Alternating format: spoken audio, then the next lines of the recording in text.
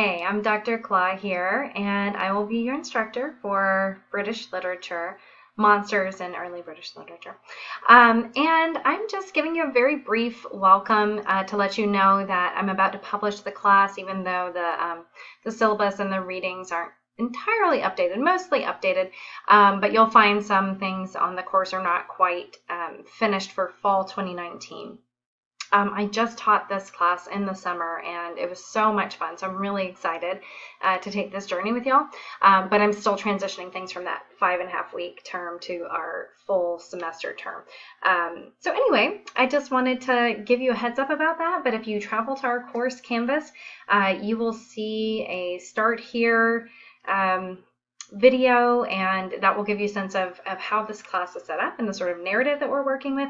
And then you should hop on over to modules in Canvas and click on the yellow dig post start here assignment. That will take you to our course discussion board, basically, where you'll get a full introduction of me and you'll introduce yourself to your classmates. So your first day of classes for this online class is going to be much like any kind of face-to-face class where you meet each other, you meet me. So just hello, and I'm looking forward to getting to know you, and go ahead and check out our Canvas course. Thanks.